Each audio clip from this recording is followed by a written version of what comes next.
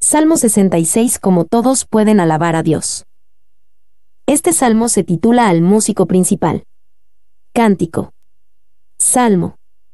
Al igual que con el Salmo 65, se describe como un cántico y un salmo. Este es el primer salmo desde el Salmo 50 que no se atribuye a David. Se dice que este salmo es recitado el día de Pascua, por la Iglesia griega. Se describe en la Biblia griega como un salmo de la resurrección, y puede entenderse que se refiere, en un sentido profético, a la regeneración del mundo, mediante la conversión de los gentiles. Daniel Creswell, citado en Spurgeon. Alabanza al Dios de toda la tierra. 1:1-2, cantar en honor de su nombre. Aclamad a Dios con alegría, toda la tierra, cantad la gloria de su nombre, poned gloria en su alabanza. Aclamad a Dios con alegría, toda la tierra. Como en el salmo anterior y el próximo, el Salmo 66 no solo tiene en vista a Israel, sino a toda la tierra. El salmista entendía que Dios no solo era Dios sobre Israel, sino sobre el mundo entero. Era bueno y apropiado para él llamar a todos a alabar con alegría a Dios. Y los compositores de melodías para la congregación deben asegurarse de que sus aires sean alegres. No necesitamos tanto ruido, sino ruido alegre. Spurgeon.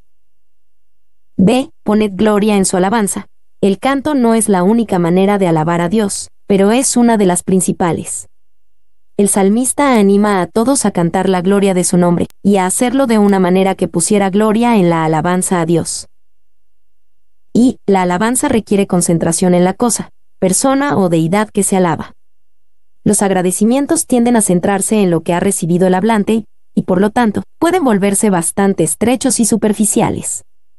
En la expresión de la acción de gracias, el yo puede convertirse en el tema principal, pero es mucho menos probable que esto suceda en la alabanza. 8. Citado en Boice. 2:3-4, como alabar a Dios. Decid a Dios, cuán asombrosas son tus obras, por la grandeza de tu poder se someterán a ti tus enemigos. Toda la tierra te adorará y cantará a ti, cantarán a tu nombre. Sea. Decid a Dios. El salmista da una guía práctica para aquellos que quieren alabar a Dios, diciéndoles específicamente qué decir. Él no sugiere hacer esto de una manera mecánica o insensible, sino como ayuda para los corazones que realmente quieren alabar a Dios, pero necesitan alguna instrucción sobre cómo. Comienza con lo que le decimos a Dios, palabras que realmente decimos. Hay un lugar para la alabanza tácita, Salmo 65:1, pero la alabanza hablada no debe descuidarse. Y decid a Dios, se requería más que pensar en Dios. La consideración, la meditación, la especulación, la contemplación de Dios y los objetos divinos tienen su lugar y su estación, pero esto es más que eso, y más que admiración. John Donne, citado en Spurgeon. B. Cuán asombrosas son tus obras. Uno puede comenzar a alabar a Dios al pensar en la grandeza de su obra en la creación, salvación y restauración. Luego, diciéndole a Dios lo asombrosas que son sus obras. C.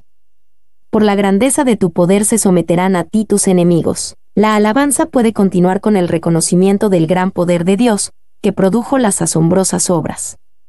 Este Dios asombroso y poderoso tiene enemigos, pero a través de su gran poder serán conquistados y se someterán a Dios. Esto alaba a Dios por el triunfo de su poder sobre todos sus enemigos. Y varios comentaristas señalan que el sentido de se someterán a ti tus enemigos tiene la sensación de una sumisión insincera e involuntaria a Dios. El hebreo insinúa claramente, será una sumisión forzada y falsa. El poder pone a un hombre de rodillas, pero solo el amor gana su corazón. Faraón dijo que dejaría ir a Israel, pero le mintió a Dios, se sometió de palabra pero no de hecho. Decenas de miles, tanto en la tierra como en el infierno, están rindiendo este forzado homenaje al Todopoderoso, solo se someten porque no pueden hacer otra cosa. No es su lealtad, el poder de Dios, lo que los mantiene sujetos a su dominio ilimitado. Spurgeon. 2. Es cierto que él discierne que la sumisión no siempre será genuina, porque usa la misma palabra para expresarlo como ocurre en el Salmo 18:44, que representa homenaje fingido.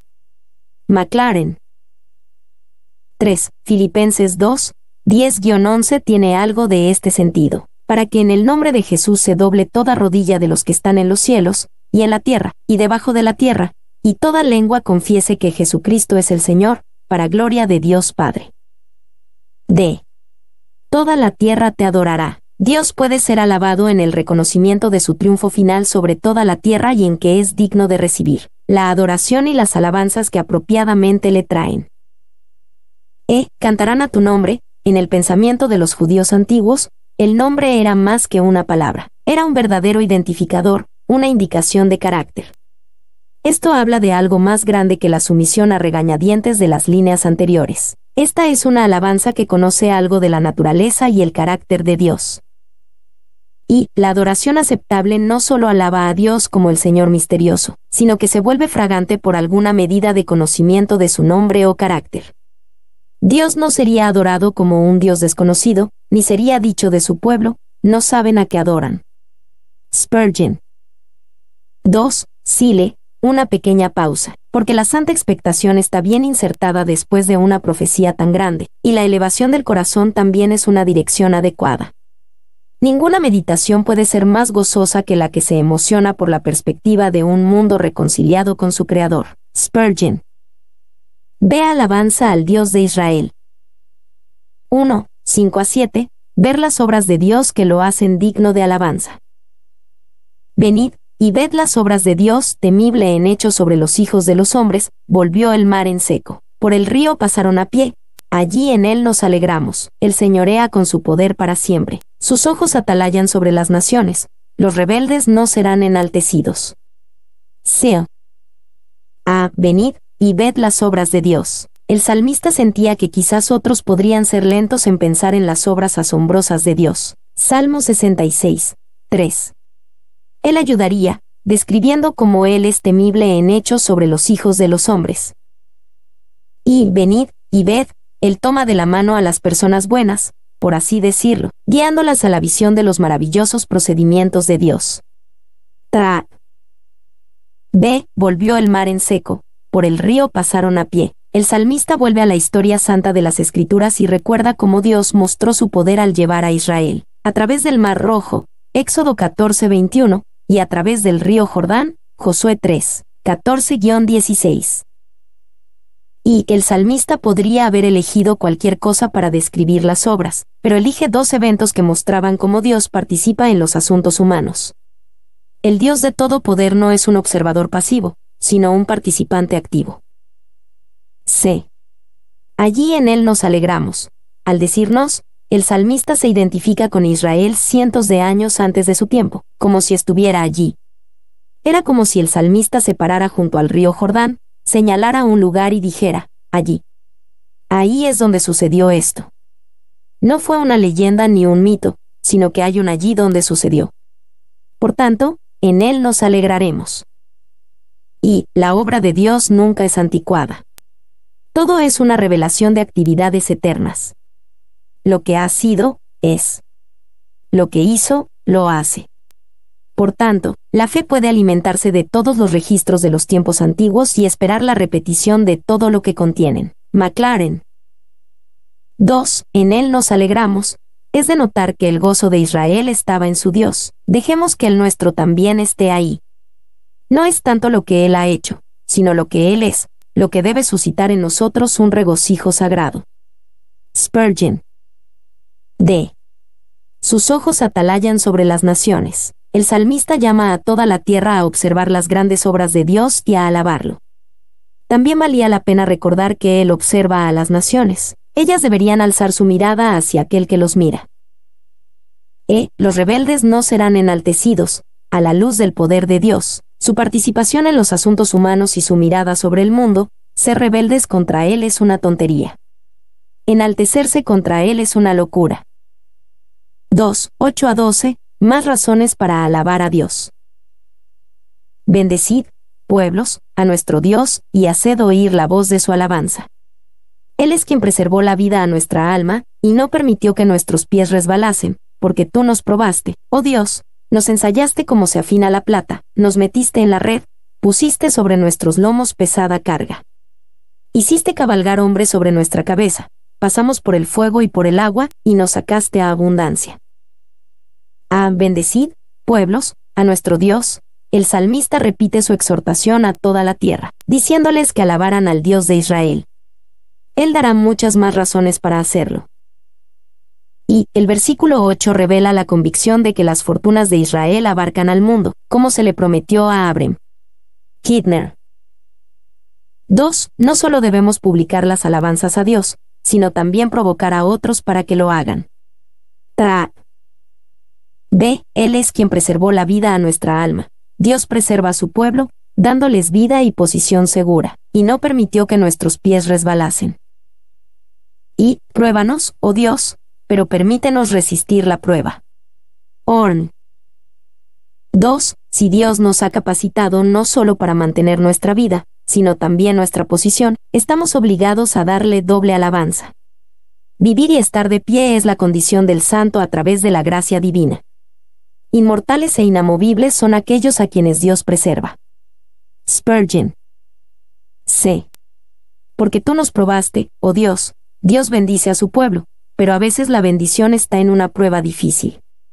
El salmista alaba a Dios por la vida y la posición segura, pero también reconoce las dificultades de la vida.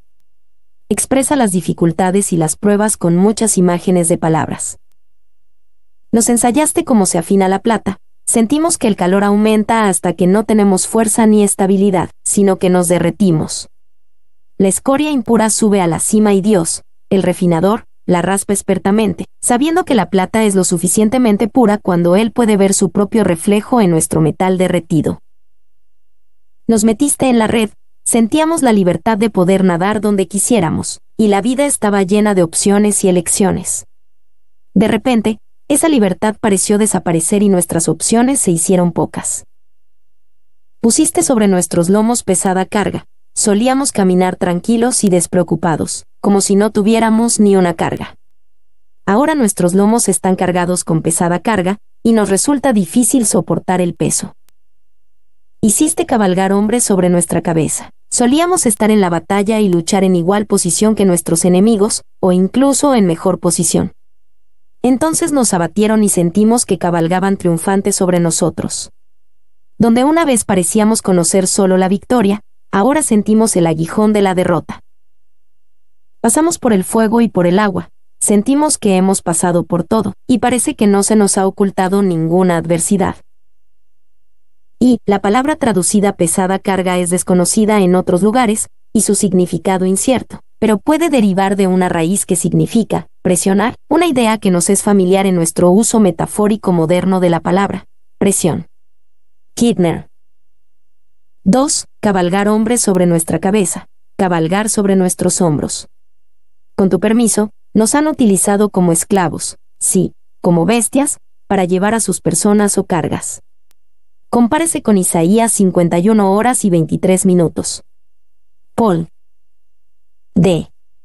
Y nos sacaste a abundancia. El salmista le dice a Dios que él entendía, que en algún sentido máximo, su aflicción provenía de él, era permitida por Dios mismo.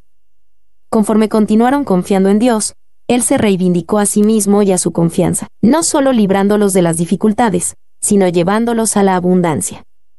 Esta abundancia nunca habría llegado aparte de las muchas dificultades. Y el objetivo principal de nuestra vida no es hacer, sino llegar a ser. Para esto, estamos siendo moldeados y disciplinados cada hora. Meyer. 2. Nos recordamos a nosotros mismos que esto está en una lista que da todas las razones de la tierra por las que Dios debe ser alabado. Pensaríamos que tales dificultades deberían evitarse si queremos que otros alaben a Dios, pero el salmista describe la vida vivida para Dios como realmente es y sabía que entender a Dios como realmente es atraerá a hombres y mujeres a la alabanza.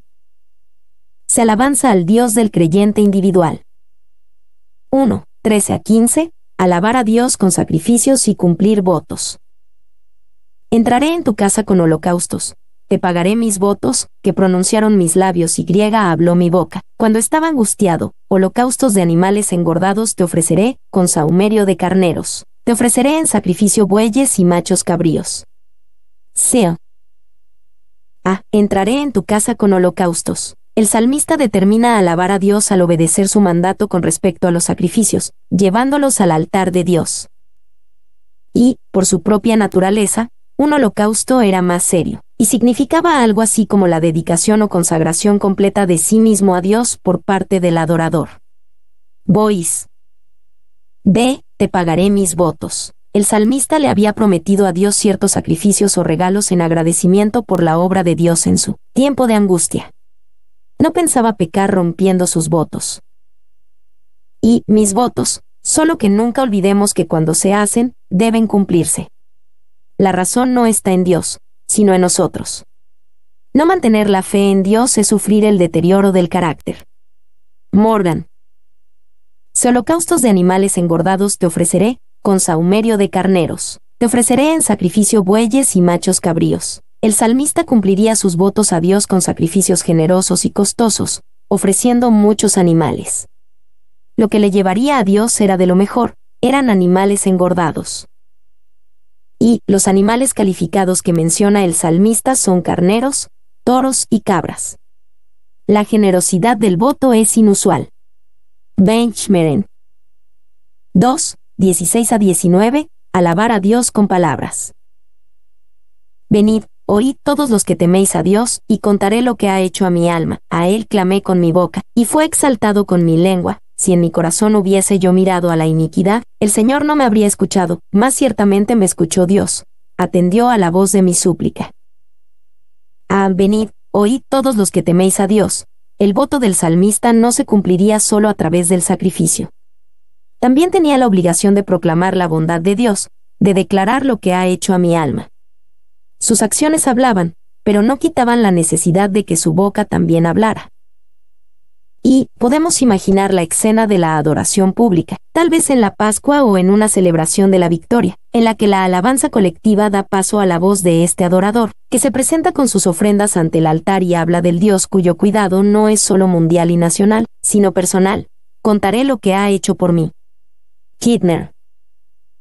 Ve, a él clamé con mi boca, y fue exaltado con mi lengua. Mientras el salmista le habla a otros acerca de la bondad de Dios, describe cómo le habla a Dios. Él ofrece tanto sacrificios de animales como sacrificios de alabanza. C. Si en mi corazón hubiese yo mirado a la iniquidad, el Señor no me habría escuchado. Nadie debería pensar que Dios puede ser persuadido simplemente por medio de sacrificios o votos. Era importante dejar en claro que el salmista no solo sacrificaba, sino que también le daba a Dios lo mejor, la obediencia. No se aferraba a la iniquidad en su corazón. Y iniquidad, cualquier pecado, y especialmente la idolatría, que a menudo se expresa con esta palabra, a la que los israelitas eran muy propensos y a la que tenían las tentaciones más poderosas. Paul. 2. La oración que es escuchada, es la oración del penitente, afligido de corazón y agotado por el pecado, odiándolo y anhelando ser liberado de él. Orn. D. Más ciertamente me escuchó Dios. Cuando clamó a Dios, Dios escuchó.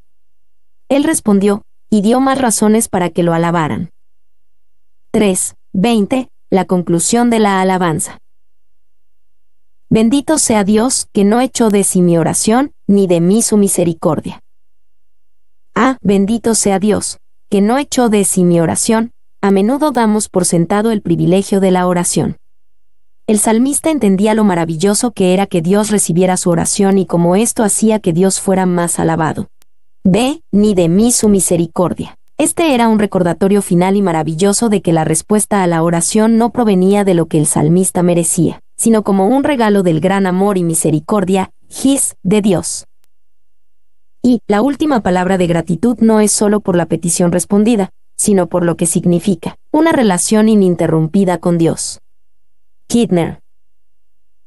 2. Thomas Foyer, citado por Spurgeon, compuso un silogismo del Salmo 66, 19-20. Funciona algo como lo siguiente. Si considero la iniquidad en mi corazón, Dios no escuchará mi oración. Dios ha escuchado mi oración. Esperaríamos que la siguiente línea fuera, por lo tanto, no hay iniquidad en mi corazón. Sin embargo, el salmista completa el silogismo de una manera inesperada, alabando la misericordia de Dios. Parecía que debía colocar la corona sobre sí mismo, pero la pone en la cabeza de Dios. Aprenderé esta excelente lógica. Fodder. 3. Esta es la conclusión del silogismo de David, en este y en los 2 versículos anteriores. Y aquí su lógica es mejor que la de Aristóteles.